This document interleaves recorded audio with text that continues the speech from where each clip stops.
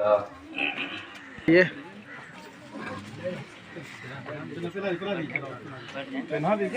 إلا رأيته خاشعا متصدعا من خشية الله وتلك الأمثال نضربها للناس لعلهم يتفكرون صدق الله العظيم.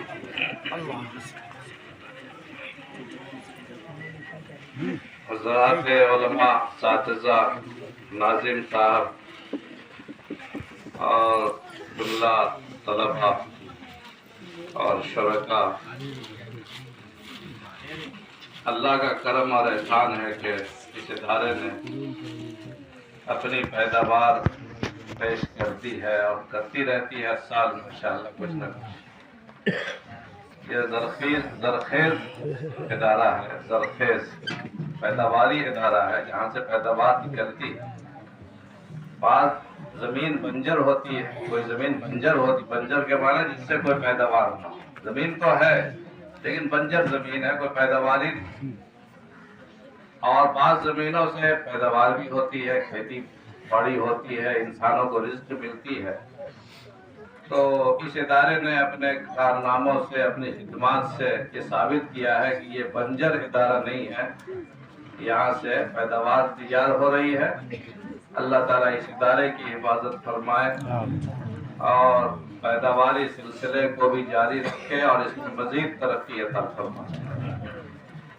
دوستو، مجھے بھی بہت جلدی ہے لیکن میں بظاہر پرسکون رہتا ہوں تاکہ قرآن کریم کا احترام میں اور اس مجلس کے احترام میں فرق نہ ہو. اور کبھی کبھی ایسا ہوتا ہے کہ بزرگوں کے یا بڑی نسبتوں کے احترام میں اپنے اندر کے اضطراب کو دبانا پڑتا ہے. بہت تھوڑا وقت دیا تھا میں نے، لیکن بہرحال مجلس قرآن کریم کی خیال میں آیا کہ پتہ نہیں اس نسبت قرآنی پر یہ شرکت ہی زندگی میں کام آ جائے.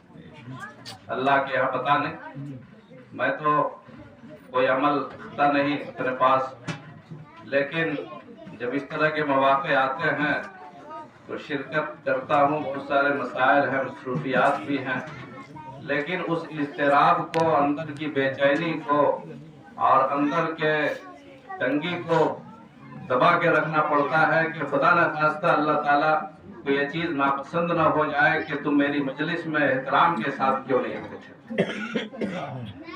میرے دادا رحمۃ اللہ علیہ کے بارے میں نے سنا کہ حضرت مولانا حسن صاحب منوروی رحمۃ اللہ علیہ لکھنؤ میں ایک بزرگ کے دربار میں حاضر ہوئے. بہت بڑے صاحب نسبت ولی تھے. اتفاق کی بات ہے ان کی مجلس کافی لمبی ہو گئی. اب انہوں نے ان کو پان کھائے ہوئے تھے، پان حضرت ہی نے دے دیا تھا، پان کی عادت اس وقت تھی نہیں. اب پیک منہ میں جمع ہو گیا، مجلس ختم نہیں ہو رہی ہے. اگر اٹھتے ہیں تو مجلس کا احترام جاتا ہے، فیض کا سلسلہ منقطع ہوتا ہے. انہوں نے اپنی چادر کو، جو جاڑے کا زمانہ تھا، اسی چادر کو پیکدان بنایا اور سارا پیک اس میں ڈالتے رہے، لیکن مجلس ختم نہیں ہوئی. دوستو، اصل نسبتوں کا احترام ہے. یہ قرآن کریم کی نسبت پر انہوں نے جمع کیا. اس نسبت کا تقاضا یہ ہے کہ اس نسبت کا ہم احترام کریں. اللہ کے ہاں نسبتوں پر انسانوں کو بخشش ہوگی. عمل کوئی کام آنے والا نہیں ہے اور عمل اس لائق بھی نہیں. ہمارا عمل تو اس معذور انسان کے عمل کی طرح ہے. آپ نے مسئلہ شاید سنا ہوگا کہ جس انسان کو بیماری ہو جاتی ہے پیشاب کا قطرہ ٹپکنے کی، بہت سے لوگوں کو ہے. بعض لوگوں کو ڈاکٹر آپریشن کرتے ہیں، اب پیشاب کی نلکی باہر تھیلی میں نکال دیتے ہیں نا، کئی لوگ سالوں سال اسی طرح رہتے ہیں.